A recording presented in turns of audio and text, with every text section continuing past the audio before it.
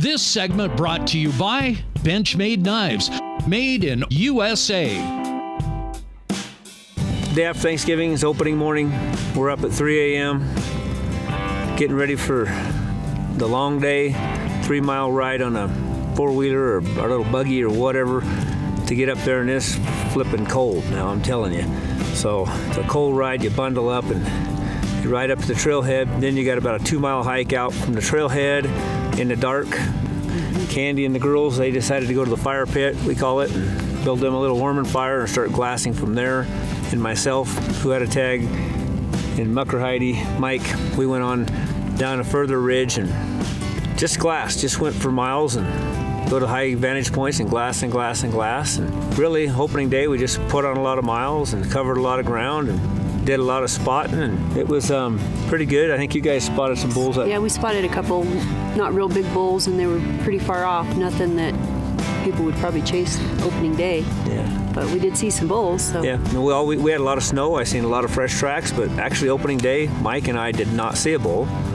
Austin and Jake, they went down the Finger Ridge, tried to get Austin a bull looking down that direction, and they got down a little lower and got in the sun and out of the snow and got warm, and Austin sat down and he fell asleep there in the middle of the day and got caught up on his rest. And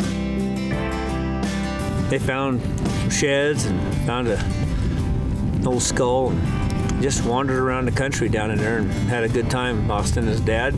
Opening day was pretty uneventful. We had a great time, and then it was back to camp and more fun at the camp with the family and get ready for the next day. Well, day 2, we start pretty much the same as always. We're up early, breakfast, four-wheelers for a while, and then a good 2-mile hike. I think it's closer to 3-mile hike, just to get before daylight. That's to warm up your blood, to get your blood flowing. So we all went to the same spots we went to the first day, and started a fire at the fire pit and started glassing, and these guys went their directions and started glassing. And started out pretty slow at first, and then it got kind of busy. Sure enough, it wasn't too long after daylight, we spotted a pretty good bull. I've thought about that a few times. He is a pretty decent bull, but it was the second day of the season. I've been there and killed some giant bulls in this country, and I decided to pass. And it wasn't too long after that, I guess, we heard a shot.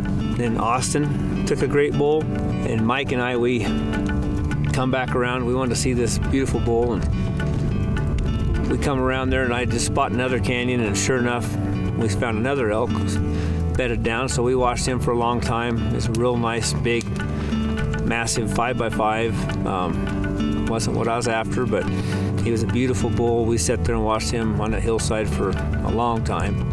Like I say, Austin fires, then we get notified that he has a bull down. He has got a great bull. It's a 7x7, I believe it was. yeah, beautiful bull. And he is pumped, and we were so excited. We were all wanting to get there so bad, so fast. And come to find out, his camera did not work.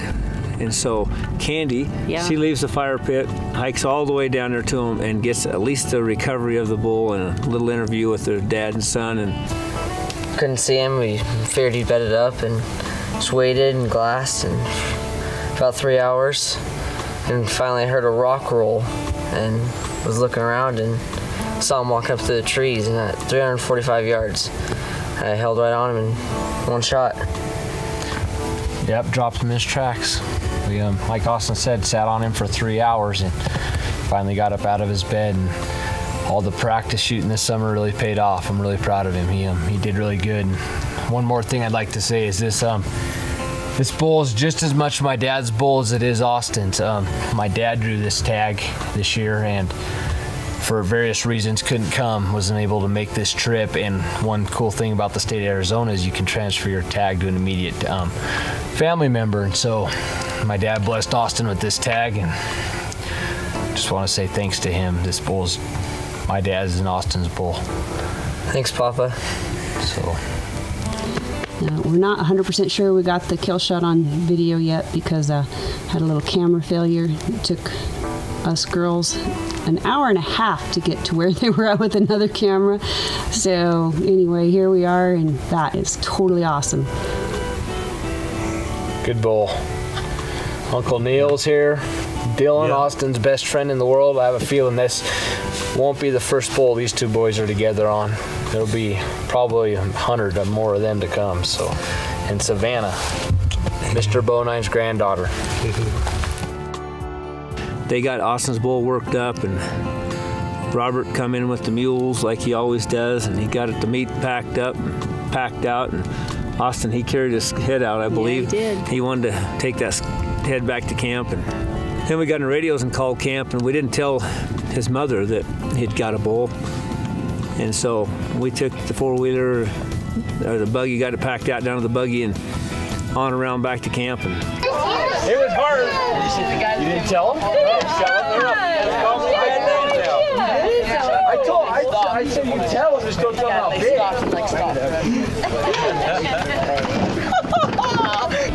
Look at that!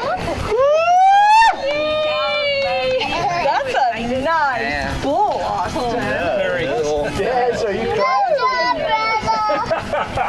That's cool. Now Jake's gonna cry. I might cry. But oh, if you could have seen her, she went into tears. Oh, it She was was cool. so happy. oh, you get to see her. It was cool. She was very emotional, incredible fun time.